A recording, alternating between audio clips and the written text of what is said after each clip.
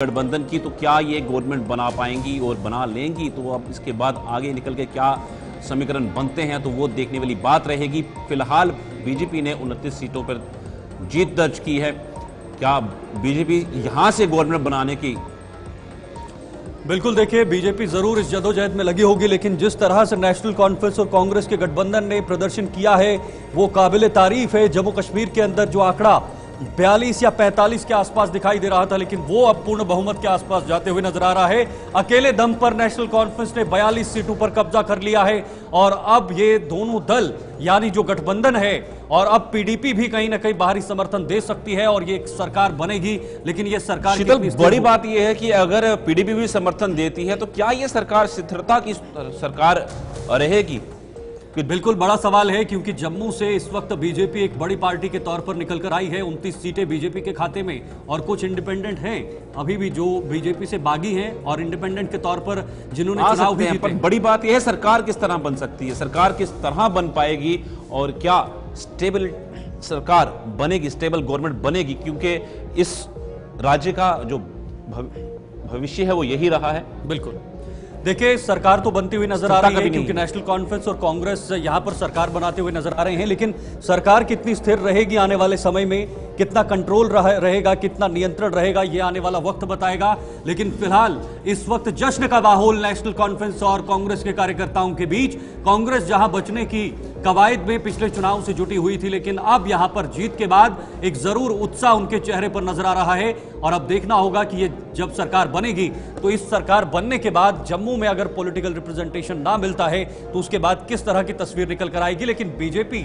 जम्मू के अंदर फिलहाल मजबूत नजर आ रही है 29 सीटों। हालांकि उम्मीदें थी कि 35 से 36 या 40 सीटें आ जाएं, लेकिन वहां वो आंकड़ा 30 का भी नहीं छू पाई, 29 सीटों पर सिमटती हुई नजर आ रही है। तो हरियाणा में बीजेपी की शानदार जीत। देखिए हरियाणा से इस वक्त की बड़ी खबर, हरियाणा में तीसरी बार बीजेपी सरकार बनेगी। 3.0 बीजेपी हरियाणा के अंदर।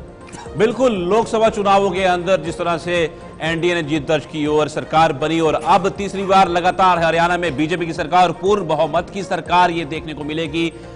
बड़ी खबर है ये। जिस तरह से जम्मू कश्मीर की हम बात छोड़ दें, जम्मू कश्मीर में जहां पर भाजपा लड़खड़ाती हुई नजर आई है सरकार बनाने के लिए, वहीं पर हरियाणा में बीजेपी की बड़ी जीत है और मुख्यालय में होगा पीएम मोदी का संबोधन भी वहां पर होगा। बड़ी खबर इस वक्त की, पीएम मोदी शाम 7:30 बजे बीजेपी मुख्यालय पहुंचेंगे। बीजेपी मुख्यालय में होगा पीएम मोदी का संबोधन। बड़ी बात, नायब सिंह सैनी लाडवा सीट से चुनाव जीते हैं। नायब सिंह सैनी को पीएम मोदी ने फोन कर बधाई भी दी है। पीएम मोदी शाम 7:30 बजे बीजेपी मुख्यालय पहुंचेंगे और उसके बाद मुख्यालय में पीएम का मोदी का संबोधन जो है वो देखने को मिलेगा। बड़ी खबर, नायब सिंह सैनी ने लाडवा सीट से अपनी जीत जो है वो दर्ज की है। बिल्कुल साहिल, और सुबह पहली बार उस सीट से चुनाव लड़ रहे थे और वहां से जीत दर्ज की है नायब सिंह सैनी ने, यह भी एक बड़ी बात है।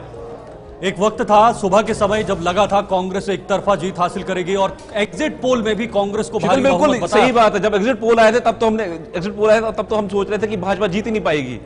बिल्कुल, एग्जिट पोल इसी तरह के थे कि एक तरफा कांग्रेस सरकार बनाती हुई नजर आ रही थी, लेकिन जब सुबह गिनती शुरू हुई, रुझान आने शुरू हो गए तो अचानक से भारतीय जनता पार्टी ने लीड बनाई और इस वक्त बीजेपी पूर्ण बहुमत के साथ हरियाणा के अंदर सरकार बनाते हुए नजर आ रही है। कांग्रेस के लिए एक बड़ा झटका नजर आ रहा है। पीएम मोदी शाम 7:30 बजे कार्यालय में जाएंगे और वहां पर कार्यकर्ताओं को संबोधित करेंगे।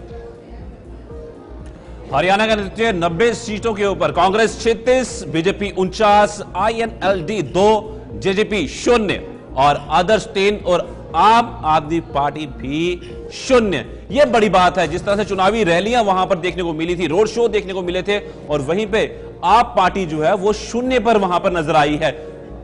बिल्कुल सही कहा आपने। और कांग्रेस एक समय थी कि 50 से 55, 60 सीटें उन्हें दी जा रही थी, लेकिन ऐसा बिल्कुल भी नहीं हुआ। देखिए हॉट सीट लाडवा विधानसभा सीट, नायब सिंह सैनी मुख्यमंत्री बीजेपी के जो जीत गए हैं हरियाणा से, और बेवा सिंह उनके सामने थे जिन्हें हार का सामना करना पड़ा है कांग्रेस की तरफ से। सीधे neck to neck fight BJP और कांग्रेस के बीच दिखाई दे रही है। बिल्कुल,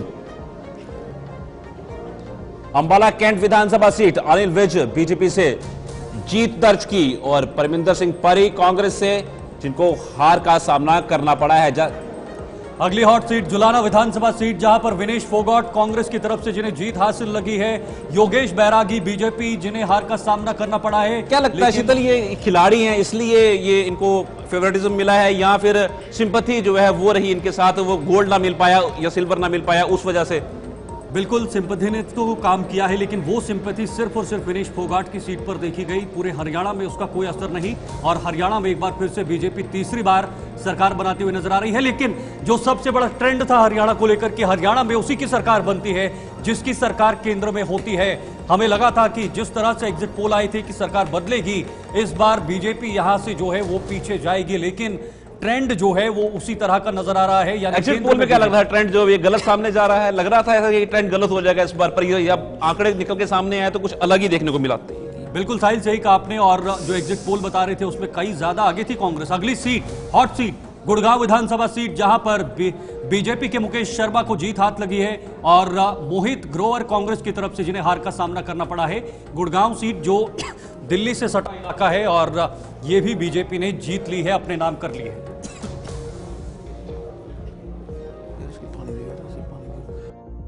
के आगे अब हिसार विधानसभा सीट, सावित्री जिंदल निर्दलीय उम्मीदवार ने जीत दर्ज की है वहां से, और हार मिली है कमल गुप्ता जो कि भाजपा से उम्मीदवार थे। बिल्कुल हिसार विधानसभा सीट से जहां पर सावित्री जिंदल नवीन जिंदल की मां निर्दलीय उम्मीदवार के तौर पर उठी और जीत हासिल की, लेकिन कमल गुप्ता बीजेपी की तरफ से जिन्हें हार का सामना करना पड़ा। लेकिन बड़ा सवाल कि यहां पर बीजेपी ने बढ़त बना ली है और पूर्ण बहुमत के साथ अब हरियाणा में एक बार फिर से तीसरी बार सरकार बनाने जा रही है। यानी एग्जिट पोल लोकसभा की तरह पूरी तरह से उलटते हुए बिल्कुल उलटते नजर आए।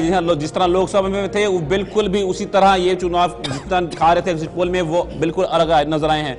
वहीं पे एक और बड़ी खबर सामने आ रही है, जम्मू कश्मीर में जीत से एनसी गदगद। बड़ी खबर, एनसी नेता मना रहे जश्न, जश्न का माहौल है। 42 सीटों पर एनसी ने दर्ज की शानदार जीत।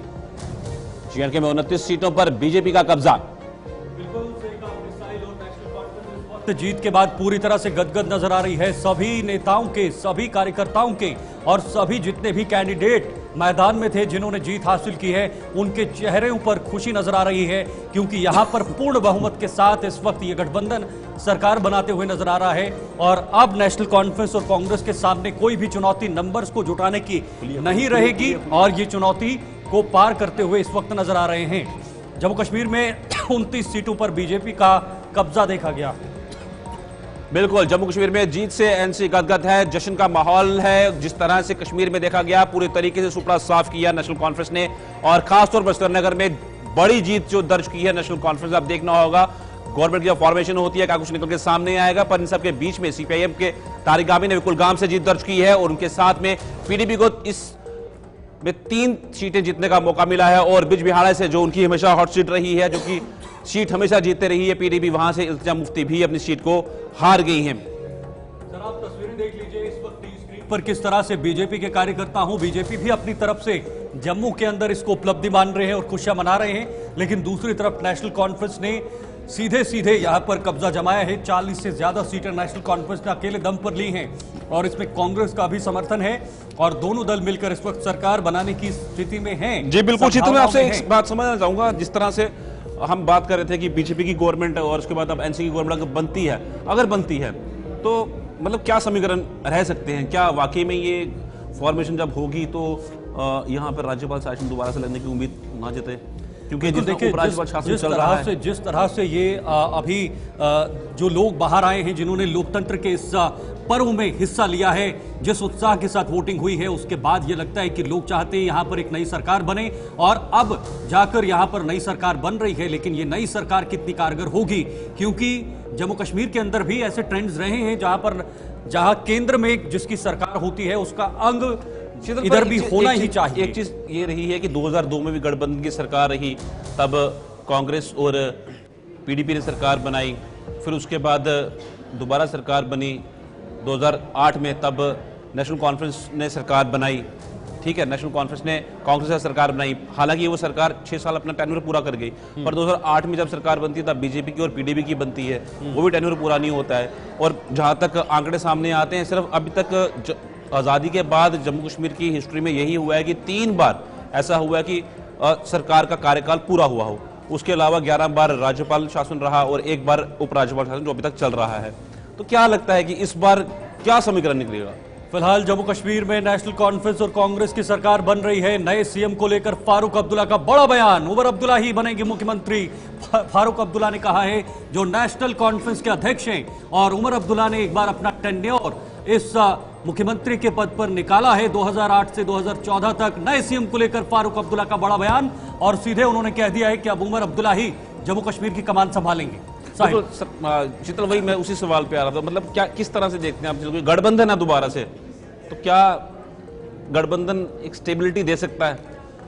साहिल, सबसे बड़ी बात यह है कि जब जम्मू कश्मीर के अंदर सरकार बनती है तो उसका कोई ना कोई अंग जो है वो केंद्र तक होना चाहिए, केंद्र तक कनेक्शन होना चाहिए, क्योंकि जम्मू कश्मीर के पास अपने रिसोर्सेज नहीं है और केंद्र से ही पैसा आता है, केंद्र से ही फंडिंग होती है। लेकिन यहां पर जब नेशनल कॉन्फ्रेंस और कांग्रेस की सरकार बनेगी तो उसके बाद किस तरह से केंद्र के साथ इनका कोऑर्डिनेशन रहेगा, केंद्र कितना सहयोग करेगा, ये अपने आप में बड़ा सवाल है।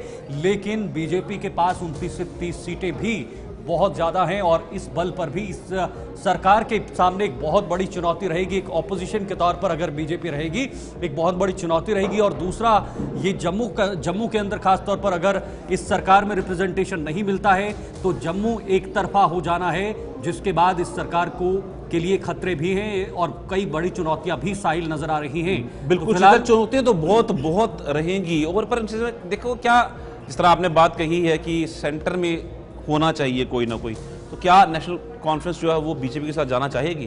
क्या ऐसी कोई पॉसिबिलिटीज आपको नजर आती हैं? कभी ऐसा हो सकता है? अभी अगर बहुमत का आंकड़ा यहां पर ये दोनों दल नहीं लेते तो शायद ऐसा हो सकता था या विचार होता। लेकिन अभी जो स्थिति बनी हुई है, दोनों दलों ने आंकड़ा लिया है, बहुमत का आंकड़ा लिया है और यहां पर कोई चांस नहीं बनता कि नेशनल कॉन्फ्रेंस और बीजेपी की सरकार बनेगी, क्योंकि पहली प्रायोरिटी होगी कि नेशनल कॉन्फ्रेंस और जो कांग्रेस का प्री पोल अलायंस है, जो पहले इलेक्शन से पहले जो ये अलायंस किया गया है, गठबंधन किया गया है, जिसे इंडिया गठबंधन का ही नाम दिया गया है, जो लोकसभा चुनाव में बनाया गया था, इसी गठबंधन के अंतर्गत ये चाहेंगे कि यह सरकार बने। लेकिन उसके बाद जो लड़ाई इनकी रहेगी वो लंबी लड़ाई रहेगी और उस लड़ाई की जड़ें जो हैं वो दिल्ली से जुड़ी हुई रहेंगी। अगर दिल्ली से उन जड़ों में पानी जाएगा तो ही जाकर जम्मू कश्मीर की शाखाओं पर और जम्मू कश्मीर पर जो है वो फूलों की जो है वो बहार देखने को मिल सकती है। तो फिलहाल जश्न का माहौल लगातार आप देख रहे होंगे हमारे टीवी स्क्रीन पर। हम कोशिश कर रहे हैं कि हर जगह से पल पल की अपडेट आप तक पहुंचाएंगे, तस्वीरें पहुंचाएंगे, जहां पर भी बीजेपी या फिर अन्य दलों ने जीत हासिल की है उसकी तस्वीरें आप तक पहुंचाएंगे। लेकिन फिलहाल ये तस्वीरें ये प्रमाण दे रही हैं कि इस बार के चुनाव में जो उत्साह और उमंग लोगों में देखा गया है उसका पूरा इस्तेमाल करते हुए अब लोग जश्न के माहौल में डूबे हुए हैं, जश्न के इस रंग में डूबे हुए हैं। और ये जश्न का रंग बीजेपी या फिर जो कांग्रेस, नेशनल कॉन्फ्रेंस या जो अन्य छोटे छोटे दल हैं उनके सर चढ़ रहा है।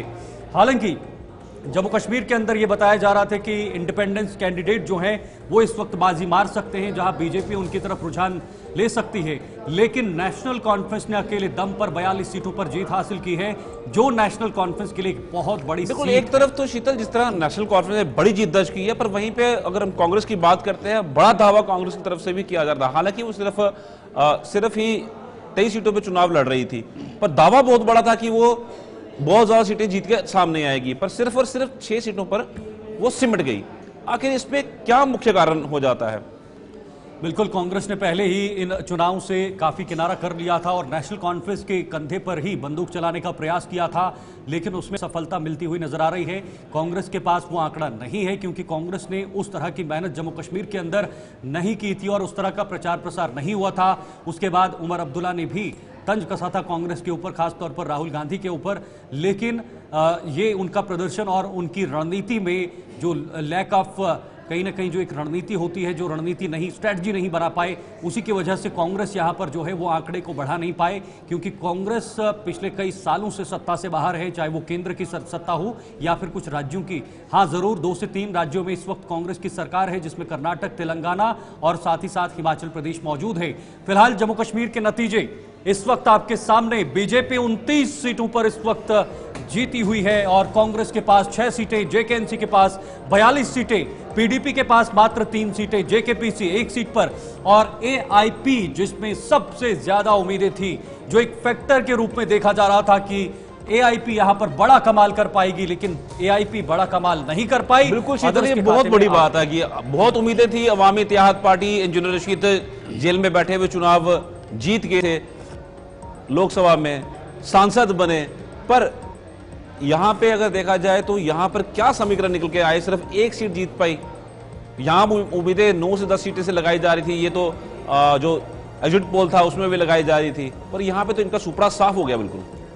बिल्कुल कश्मीर में जब भी कोई पार्टी, किसी पार्टी का रुझान अगर बीजेपी की तरफ से होता है या फिर लोगों को अगर अंदाजा लगता है कि ये पार्टी बीजेपी की तरफ जा सकती है, तो उस पार्टी को वहां से मुंह की खानी पड़ती है। और इसका सबसे बड़ा उदाहरण है डेमोक्रेटिक पार्टी, जिन्होंने 2014 में बीजेपी के साथ गठबंधन की सरकार बनाई, बीजेपी के साथ सरकार बनाई। 28 सीटों पर उस वक्त पीडीपी सबसे बड़ी पार्टी बनकर निकलकर सामने आई थी, लेकिन अब जाकर कश्मीर के लोगों ने या फिर जम्मू कश्मीर के लोगों ने पीडीपी को पूरी तरह से नकार दिया है और कहा है कि हम आपको वोट नहीं देंगे। मात्र 3 सीटें यहां पर पीडीपी के खाते में गई हैं और नेशनल कॉन्फ्रेंस ने यहां पर भारी बढ़त बनाई है। एक बात मैं जोड़ना चाहूंगा शीतल, आपसे समझना भी चाहूंगा, भाजपा ने 29 सीटों पे जीत दर्ज की है। लगातार एक ही नारा दिया जाता था कि बदलता कश्मीर, बदलता कश्मीर, बदलता कश्मीर। क्या कश्मीर बदला नहीं है? बिल्कुल, अगर बदला नहीं है, अगर बदला नहीं है तभी वोट नहीं गया, तभी वोट बैंक जो है वो बहुत बड़ा तरफ नहीं था। गया। लेकिन भले ही भारतीय जनता पार्टी यहां पर वोट जीत नहीं हासिल कर पाई हो, लेकिन कई ऐसी सीटें हैं जहां पर बीजेपी को बड़ा सारा वोट भी मिला है। लेकिन फिलहाल इस वक्त हमें आपसे विदा लेना है, क्योंकि अभी फिलहाल लगातार खुशी का माहौल चल रहा है। नेशनल कॉन्फ्रेंस और कांग्रेस के बीच सरकार बन रही है, साथ ही साथ बीजेपी ने भी 29 सीटों पर जीत दर्ज की है, लेकिन बाकी जो क्षेत्रीय दल हैं वो जीत हासिल नहीं कर पाए हैं। वो मात्र 2 से 3 सीटों पर सिमटे हैं, ना ही ज्यादा इंडिपेंडेंट जो कैंडिडेट हैं वो जीत हासिल कर पाए हैं। फिलहाल वक्त यहां पर एक छोटे से ब्रेक का है। ब्रेक के बाद भी इसी तरह की महा कवरेज आपके सामने जारी रहेगी, आप बने रहिए हमारे साथ।